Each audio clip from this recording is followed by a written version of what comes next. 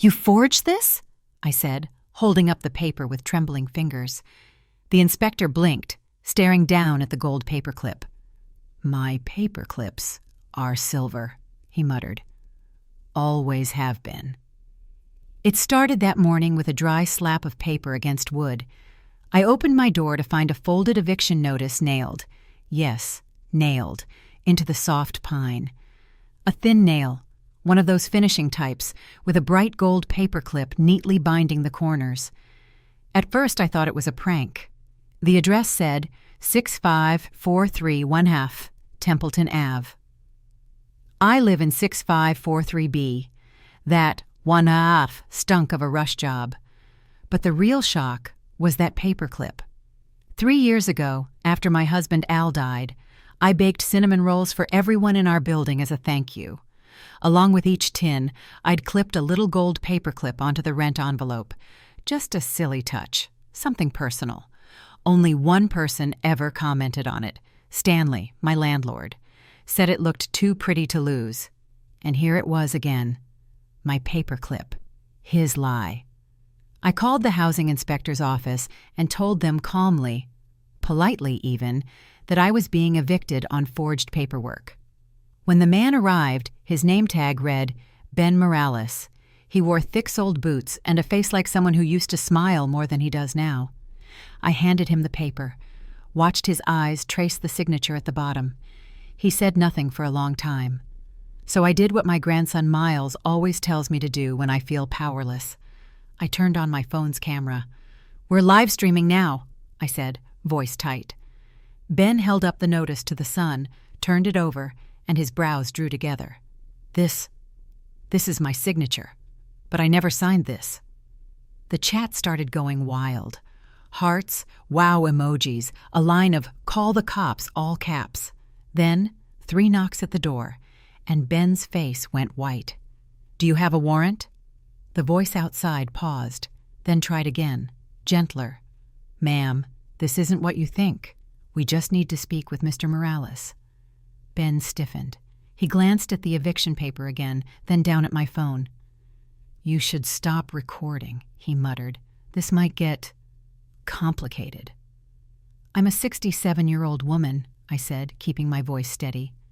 "In my own apartment, with a forged government document in my hand. The only complicated thing is why you signed it." "I didn't," he said again. "That's not my... Look." He pointed to the bottom of the page, a faint line of print under the city seal. "Each inspector file has a 6-digit registry. Mine ends in 2417. This says 2411. I took a photo of the line and zoomed in. The 7 had clearly been altered. There was a faint smudge, like someone had tried to turn the tail of the 7 into a flat 1. "You said this happened before?" I asked, shifting slightly to keep the door in frame. Ben nodded, reluctant. 2 years ago, Highland Park. Same landlord. That time it was maintenance records. But it got buried. City never pursued it." I grabbed the ceramic owl off the windowsill.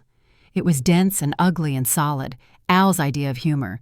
He used to toss coins into it and call it our Vegas fund. I hadn't touched it since he passed. I held it like a weight, grounding myself. The doorknob jiggled. Ben whispered, "That's not city staff. I don't know who that is." I lifted the owl and set it squarely in view of the live stream camera. "If they touch my door, I'm calling 911, I said. A pause. Then the voice again, lower. "Clarice, you really don't want to do this." But I already had.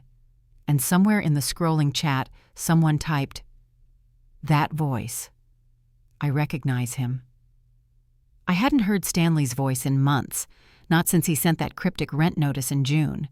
But no one forgets the way their landlord says their first name like a threat dressed in silk. "Clarice, come on now. No need to make this a spectacle." Spectacle. That word lit a fuse in me. Ben stepped back from the door, pressing his phone to his ear. "Yeah, this is Morales. I'm at 6543B. We've got a live falsification report. Residents streaming." "Uh-huh. No, it's bad. He's here. Outside." I crept to the peephole, the ceramic owl warming in my lap like a sleeping cat. Through the blur of thick glass, I caught the glint first, a gold wristwatch flashing in the afternoon light. A men's piece, too big, too bold, just like Al's, just like Stanley's. I'd seen that watch 3 years ago when he collected late fees from Mrs. Langley next door. She had cancer and needed a payment plan. He made her cry on her porch. That watch glinted while she sobbed. Stanley knocked again, sharper this time. "You're escalating this, Clarice." Ben turned to me, hand still over the phone. "They're sending a verification team, but they're 20 minutes out. Then we wait." My phone buzzed. A notification popped up midstream. Message from blocked. One image, just one. I opened it with my thumb, and the breath left my body. It was the same eviction notice, but this time it had my signature. My name, shakily scrawled at the bottom, like I had approved it. "I never signed this," I whispered. Ben stepped closer. "What is it?" I turned the screen toward him, and his mouth fell open. "Clarice, that's not just fraud. That's identity theft." Another knock, harder. And this time, Stanley didn't use my name. He just said, "Open the door or we will." I wedged the phone upright between a bag of lentils and the microwave stand. Al always said my kitchen was a fortress. I guess today it was. "We wait," I told Ben. "No one's opening anything." He nodded, distracted, typing fiercely on his phone. But a thought flicked through my mind like a knife. The signature, that Loopy C and Carter. I hadn't written it that way since before the stroke. "When did I last sign anything?" I murmured. Ben looked up. "What?" "My lease.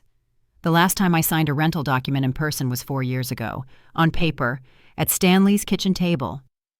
"You didn't e-sign anything recently?" "Never." The chat scrolled fast. Then one message stood out, bolded by the algorithm. "I work for city housing.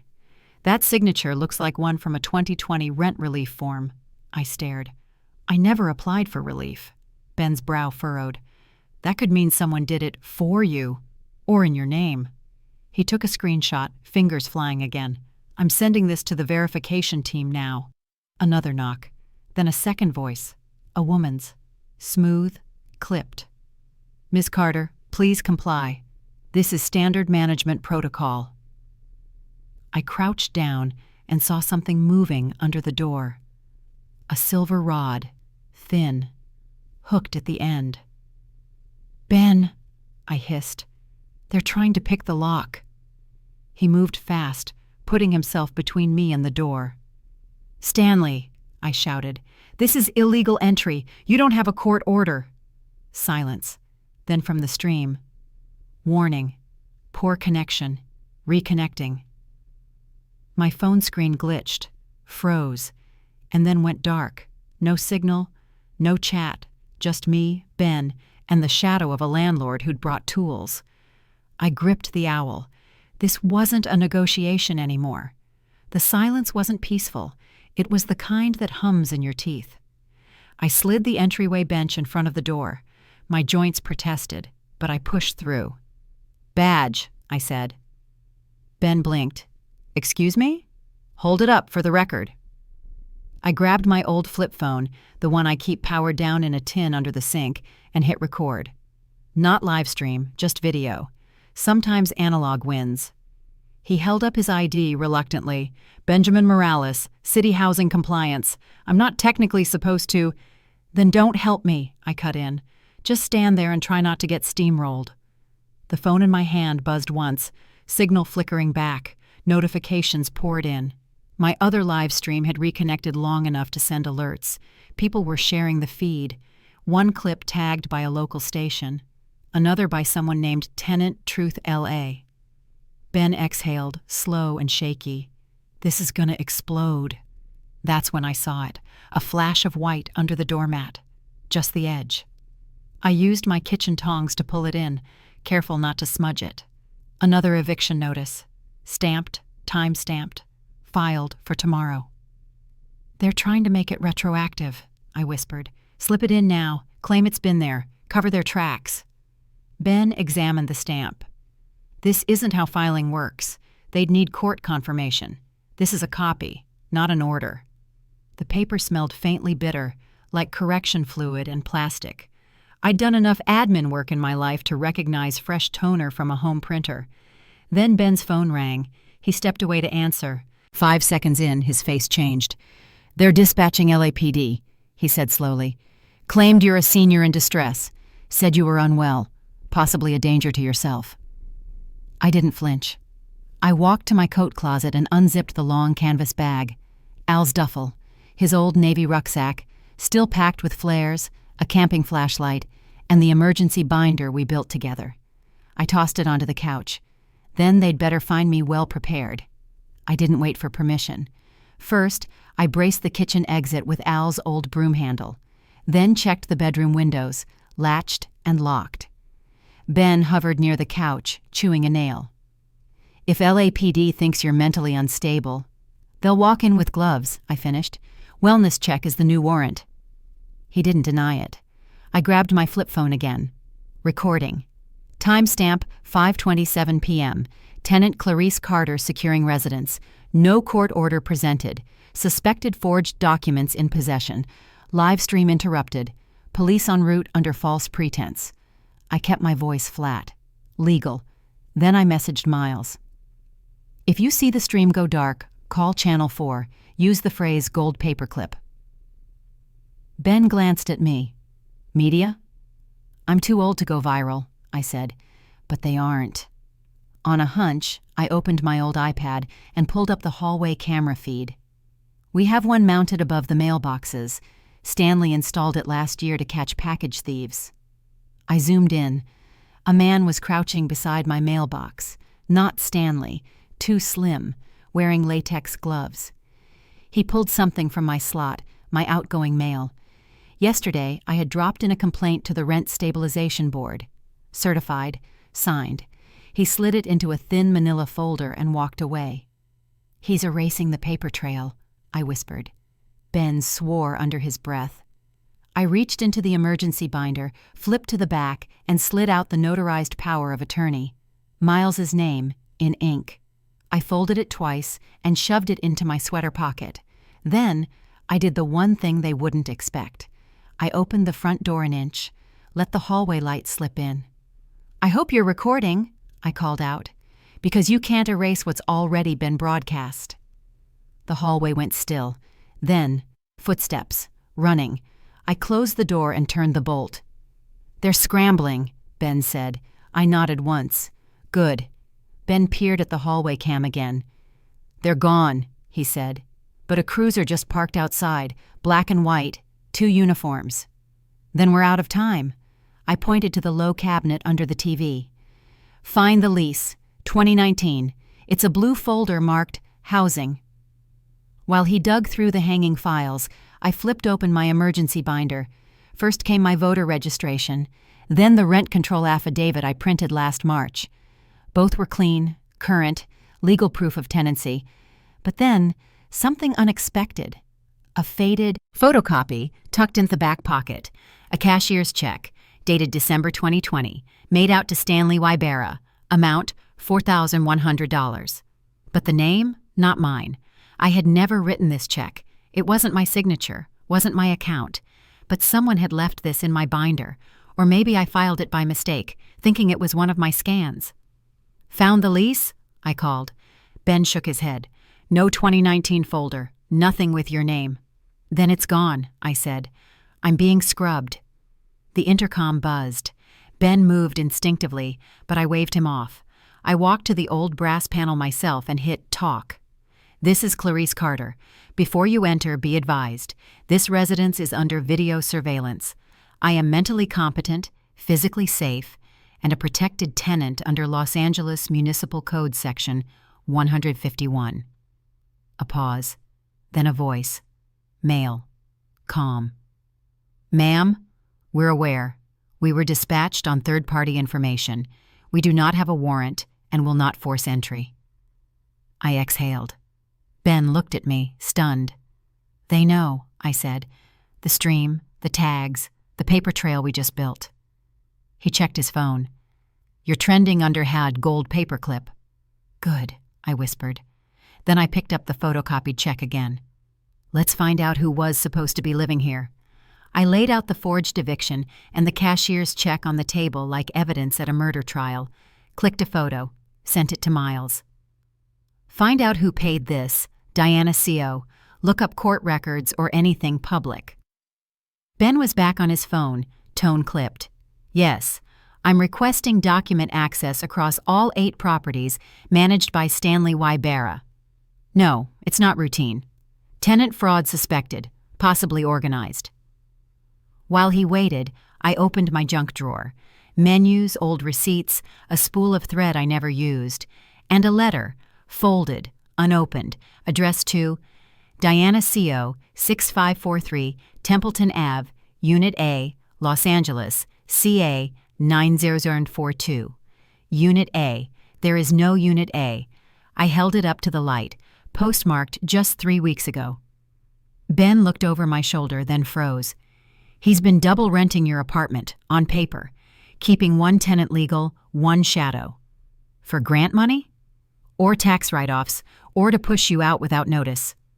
I opened the envelope. Inside was a generic welcome letter from a local leasing company, thanking Diana for moving into your new unit. Our address, my door, a digital ghost.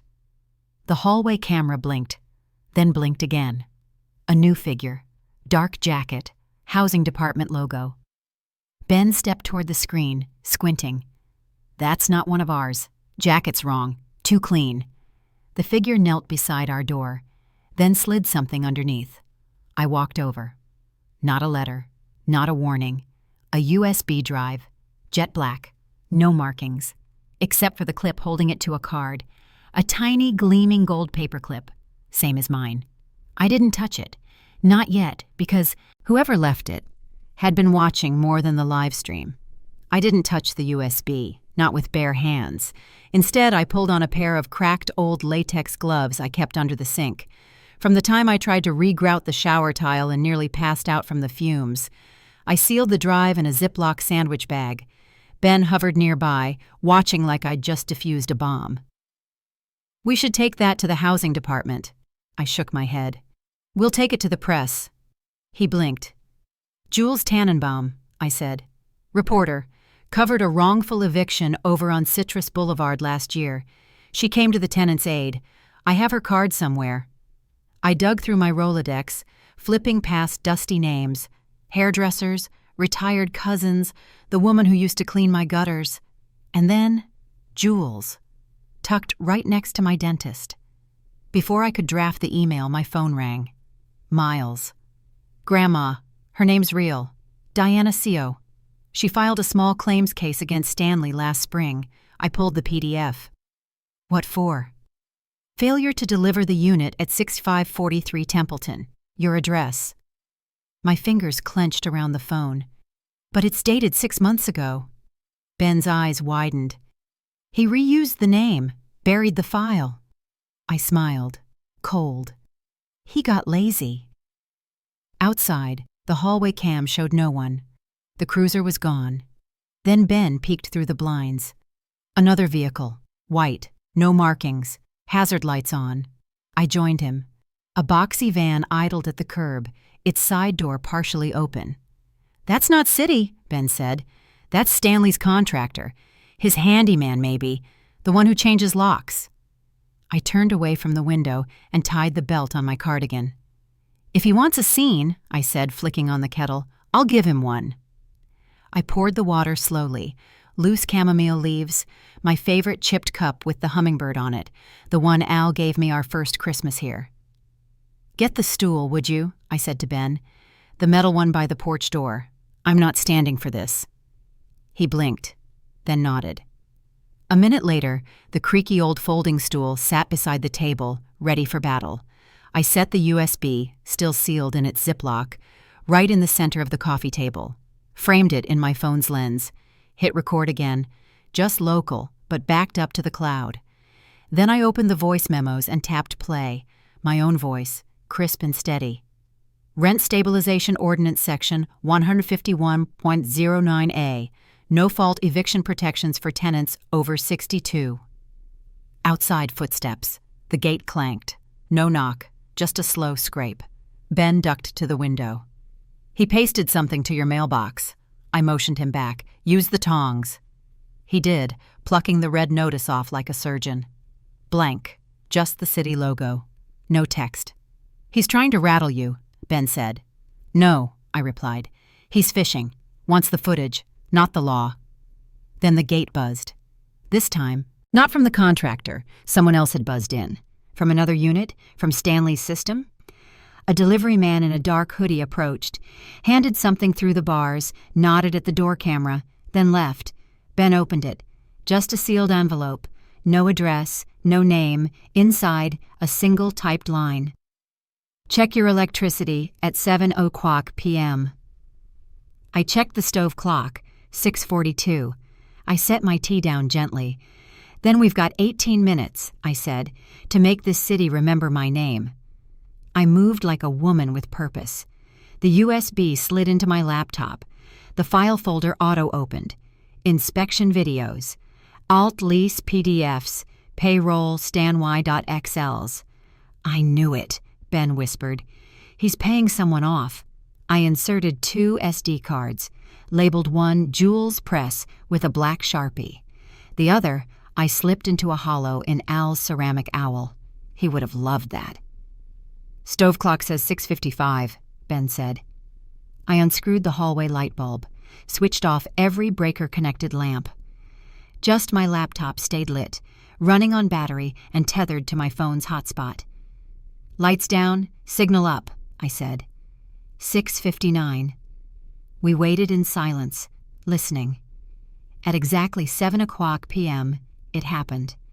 A soft pop in the walls. Then the buzz of the fridge sputtered into nothing. Power cut. Only my laptop glowed in the dark. I turned the webcam to face me and hit record. "If you're watching this," I said, "Stanley Wybera has tampered with public utilities to force the illegal eviction of a protected senior tenant." Ben raised his phone. No service. Then another sound. Thud. Low. Dull. Against the kitchen window. Not the front door. Not the hallway. "Breaker?" I asked. Ben shook his head. "That's not the breaker." Another thud. This one metallic, angry. I walked to the kitchen, still holding the kettle, because I knew that sound. Not wiring. Crowbar. Ben crouched low, broom handle in both hands like a Louisville slugger. I edged toward the window, keeping the kettle close, thumb on the handle. My phone flashlight on low beam, just enough to see the bottom of the sill. There. The edge of a crowbar, just the curve, retreating into the dark. Someone backed off when I moved, but not far. "They're probing," I said, "testing for weakness." Ben held up his phone. Still no signal. "We're boxed." I popped open the laptop. No webcam this time, just words. I typed into a local tenant forum under my real name. "Illegal eviction attempt in progress. 6543 Templeton Ave, utilities cut. Please escalate." 30 seconds later, replies lit up the screen. "Calling Latu now." "That's Stanley's building? He did this on Figueroa, too." Screenshot sent to @CityHousingWatch.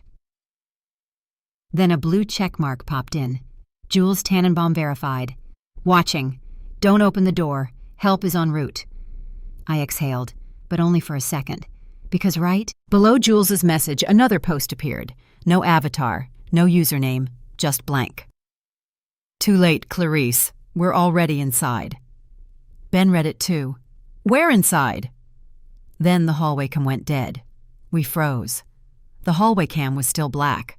The feed hadn't glitched. It had been shut off. "Front door's sealed," I whispered. "Bench, bolt, both locks." Ben's eyes moved toward the ceiling. "Attic crawl space?" "No access. Sealed in O2 after raccoons." We turned together, toward the hallway closet, the one next to the bathroom. Inside, there's a dusty vent. Leads to the laundry room behind the unit, barely wide enough for an arm, maybe a shoulder.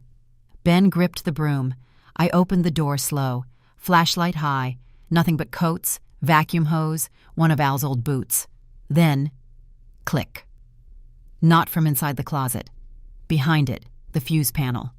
Someone was trying the latch. I kicked the door shut just as it started to swing. Heard a muted grunt. A scrape of metal. "Back!" I shouted. "You are trespassing, on camera, in violation of state and federal housing codes." Ben jammed the claw of a hammer between the door and frame. We waited. Stillness. Then the laptop pinged. A message from Jules. "2 reporters outside. LAPD 10 minutes out." Then another, blank icon. "Then we've got 9. Ben looked at me. "They're not bluffing." I gripped the kettle harder. I don't bluff either. Because in my left hand was a live streaming phone, and in my right, everything I hadn't said yet. I propped my phone on the spice rack, camera trained on the closet door. "If something happens," I told Ben, "you take the Jules press card and go. North, not east. Keep it dry." He swallowed hard. "I'm not leaving you." "Then you'll do what I say." While the air stood still, I copied the key folders to a second flash drive, slipped it into my slipper. No one ever checks your shoes. Then I unlocked the kitchen window and cracked it 2 inches. A breeze crept in. Across the street on the sidewalk, a woman raised her phone. Jules. I held up my hummingbird mug and tapped it gently against the glass. Her nod was tiny, but clear. Back inside, the closet door creaked. Ben raised the hammer, but no force came, no shove, just paper. A gloved hand emerged, holding a manila envelope. I motioned for Ben to wait. I stepped forward, heart thrumming, and took it. Opened the flap. Inside, a single Polaroid. Of me. Standing on the curb, holding a grocery bag. Smiling. Not staged, just real. Date stamped. 2 weeks ago. "He's not erasing me," I whispered. "He's documenting me." The photo trembled in my hand. Then the vent in the closet wall groaned and began to open wider. Plastic grating clattered to the floor, and someone, started crawling through. I stepped back slow, the Polaroid still clenched in my fingers. Ben didn't move, just raised the hammer a notch higher. First a boot slid out of the vent, then a knee, then hair, long, dark, pulled back tight, a woman's face, pale, familiar. "Olivia?" I breathed. "Olivia Tran?" She nodded, chest heaving, one hand still gripping the edge of the vent. "You worked for the city, housing clerk. You blew the whistle." "Last year," she rasped. "Voucher fraud, fake audits. He knew I had nothing left to lose." She held up a black USB drive. The master, payroll, inspections, leases, uncut. Ben stared, stunned. "You crawled through a vent with that?" "Safer than email," she said. "And I've been erased once already." She pulled herself into the room, wincing. "He's staging a fake fire alarm next. Uses it to force entry. Says seniors left the stove on." I turned to the kitchen. Still cold. Kettle dry. "How long?" 5 minutes, maybe less. I checked the clock. LAPD ETA, 4 minutes. I looked her in the eyes. "Do you have anything that ties city officials to this?" She hesitated, then nodded. "Not just ties," she said. "Coordination." The laptop pinged, red dot flashing. A remote access request. Someone trying to take the stream. "Ben," I snapped. "Pull the hotspot battery." He yanked the cord free. The screen froze, but the files were safe. For now. "Ben, kill the house Wi-Fi," I said. "If they can't hijack the stream, they'll try to port through the modem." He disappeared down the hall. Olivia pulled something from her coat, a bent ID badge with a cracked plastic clip. "Level 3, she said. "City housing. I was fired 8 months ago. They used my login last week." I tucked the second USB into my cardigan pocket, right above my heart. Then I flipped through the emergency binder. Near the back was something I'd never needed before, a cease and desist template. My lawyer cousin had printed it for me years ago, just in case. I filled it out with a shaking pen. Stanley Wybera, property manager, violation of LAMC Section 151, no-fault eviction manipulation, utility tampering, surveillance interference. Signed, Clarice D. Carter. Witnessed by Olivia Tran. We sealed it in an envelope and taped it to the inside of the door. If they breach now, I said, angling the backup camera at the paper, they break past a civil order. That's prosecutable. Then, footsteps. Fast. Sharp. Several. Those aren't boots, Olivia said. Not LAPD. Private security. Ben returned, breathless. Wi-Fi disabled. Router unplugged. Battery yanked. Just then, the hallway light cut out. Darkness poured through the seams of the door. Someone's wiping the tape, I said. I lit a single tea candle from the emergency drawer. Its flicker danced across the Polaroid still lying on the table. They're trying to erase the last 5 minutes, I whispered. Olivia nodded. Then we document everything twice. The candle shook a little, flame dancing like it could feel the tension, too. I opened my voice recorder. Timestamp, 7:12 p.m. Olivia Tran has entered. Envelope posted on door. Witness signatures logged. Ben crouched near the table, rechecking the USB contents. Olivia scribbled on notepad paper she pulled from her coat. Redundancy is safety, I murmured. Then, knock. Not loud, just 3 slow taps. Ben froze. Olivia reached for the hammer. I held up my phone, pressed it to the door, hit record. Let the sound document itself. Then, a hum. Mechanical. Whirring. Olivia's eyes darted to the kitchen. Drone, she hissed. I saw one just like it at a Boyle Heights eviction. I ducked low, tugging Ben down with me. The thing hovered outside the side window, just above the rosemary bush. Eyes, I whispered. I grabbed the old flip phone, the one I kept off-grid. Texted Jules. Visual breach attempt via drone. Confirm LAPD presence? 10 seconds later, a reply. Marked unit just pulled up. Hold position. The drone lifted. Faded. I stood, breath caught halfway in my throat. Ben crept to the front door, peered through the peephole, then turned pale. There's someone in the stairwell. Not police. Holding... He squinted. Is that a smoke canister? I didn't blink. I walked to the bookshelf, lifted the lid off Al's ceramic owl. Inside, the SD card marked press copy. I slid it into a fireproof envelope, sealed it tight. If they breach, I said, this goes out the kitchen window. Ben looked at me. What if they catch it? They won't, I said. The rosemary will. I pressed the fireproof envelope into Ben's hand. If I say go, you aim for the alley. Hit the patch between the green dumpster and the cypress. It'll bounce off the ivy. He nodded, eyes wide, but steady. To Olivia, I handed the hummingbird mug. She stared at it, confused. Hold it in the shot, I said. It's the oldest thing I own. Let them see what I'm standing on. The air shifted, metal on concrete. The smoke canister clanged down the stairwell, ping, ping, roll, then coughing. Deliberate. Outside. They're faking interior distress, Olivia said. That's when I saw it. A damp towel shoved under the hallway door, soaked in something sharp, acidic. They want the fire alarm to trigger, I said. I grabbed the kitchen tongs and yanked it out, tossing it straight into the sink. Ben turned toward the front. A knock. Firm, real. Then a voice. Miss Carter, this is Officer Langley, LAPD. I didn't move.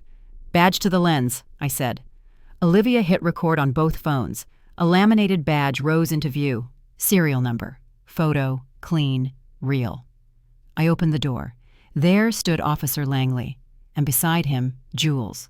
Hair pinned back, press badge around her neck. You're live, she said softly. All platforms, all channels. I nodded once. Then let's make it count. Officer Langley did a slow lap through the apartment. No smoke, No fire, no signs of forced entry. You handled the towel correctly, he said. Smart. Olivia handed him the black USB. City-level corruption. My login was used post-termination. He took it, glancing at her badge. Jules set up a tripod by the bookshelf, red light blinking. We're rolling. I placed the cease and desist flat on the table, then held up the Polaroid. He wasn't trying to evict me, I said, turning toward the lens. He was trying to document the moment before I vanished. Langley paused. Excuse me? This is evidence, I said, that he's done this before, at least once. Jules mouthed the word, pattern. I opened my emergency binder one last time, pulled out a folded list, typed, dated, marked in pen. Other tenants, I told them. Same properties, same landlord. Olivia leaned in. 3 of those names went quiet. We figured they moved. I tapped one halfway down. Her daughter called me last week, said she hasn't heard from her mom in 5 months. Rent's still being paid.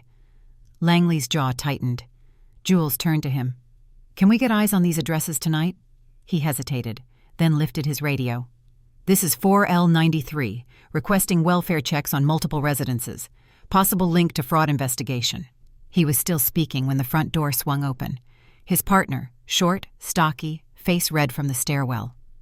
Langley, we've got a problem. What kind? Stanley Webera's here. He paused. And he's not alone. I took 2 steps back from the table. Langley motioned for me to stay put. He and his partner slipped into the hall. The air changed.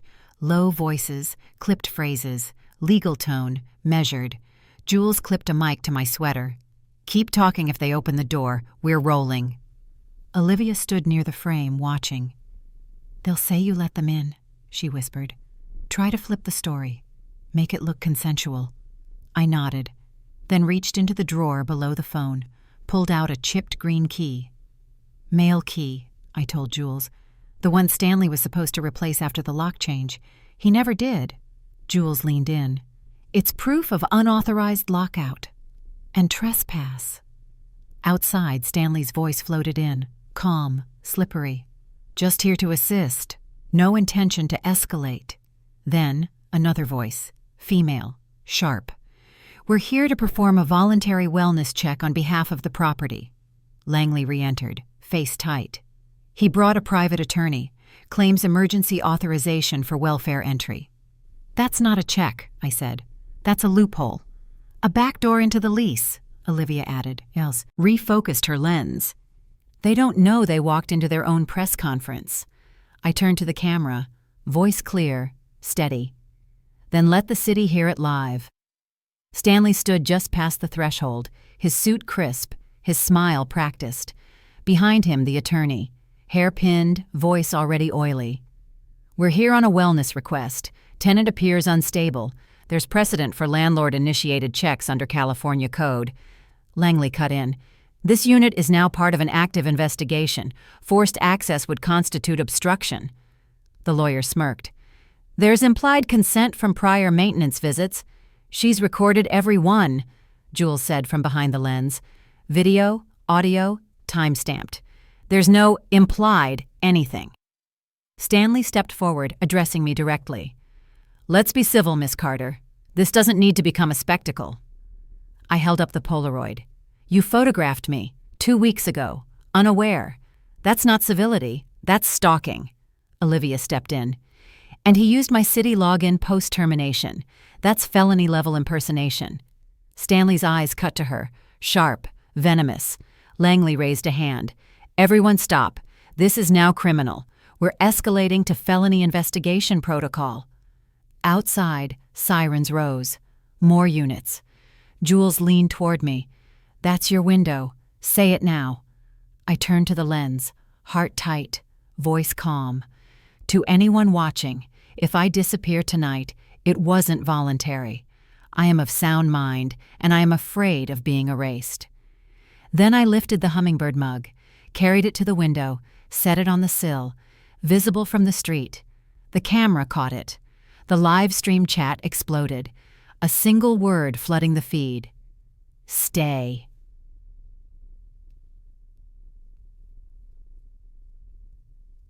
The sirens got louder. I didn't move, just stood near the window, mug catching the porch light like a lighthouse. Langley stepped aside, radio raised. "Requesting watch, Commander. Tenant safety threat confirmed. Press presence active." Stanley's attorney whispered into her phone, lips tight. He tried to smile, but his collar was damp.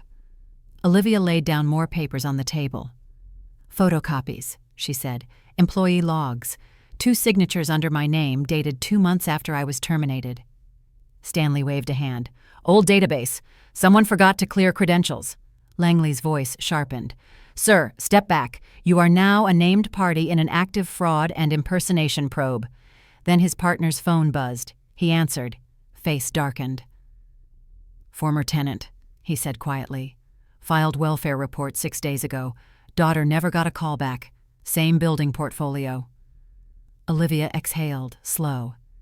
"It's unraveling." I glanced toward Stanley. "He didn't think we'd talk," I said, "and he definitely didn't expect a live stream." Jules adjusted her focus.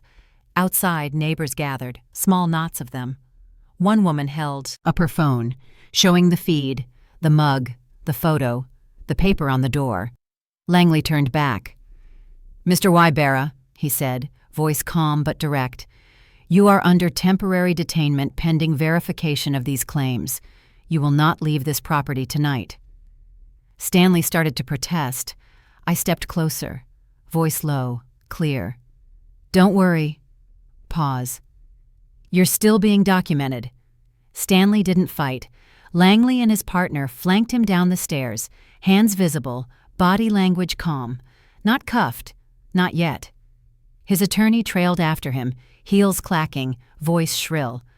"Abuse of process. You're acting on sentiment, not code." Nobody turned. I stood at the window, mug steady, breath steady. Outside, a few neighbors nodded. One man across the courtyard clapped. Jules panned the camera gently, just enough to catch them. Olivia let out a long, quiet breath. "Now comes the hard part," she said. I nodded. "The part where they say we imagined it." I pulled off my slipper and retrieved the backup SD, tucked it in the fireproof pouch with its twin. Langley returned, hat now off. "Command wants your formal statement. They're setting up a controlled interview. Your terms, your timeline." I nodded. "Give me 10 minutes." I walked to the shelf, pulled my Rolodex. Diana Sio's card was still there. Worn edges. Smudge on the corner. I reached for a blank postcard, one I'd meant to send last Christmas. Wrote 6 words. "He tried. We're still here. Clarice." I placed it beside the mug. Jules focused her lens, zoomed in. On the stream, the chat rolled like water, then one message held still. "Templeton strong." I cleaned, not out of panic, just habit, a kind of claiming. Stove first, then cabinets. Cleared the old coupons from the fridge door. Olivia rinsed mugs, humming something gentle, half lullaby, half hymn. Jules sat on the rug, legs crossed, writing by hand. "Hard copies never crash," she said. Behind a fridge magnet, I found an old photo. Al, flannel shirt, 1 foot on the porch rail, replacing the bulb I kept nagging about. I smiled, set it beside the hummingbird mug. Langley stepped back in, holding a notepad. "Stanley's phone is in evidence. Techs are pulling metadata now. His office. 2 ghost leases already confirmed." I sat down slowly. "Then it wasn't just me." "No," he said. "You lit the fuse.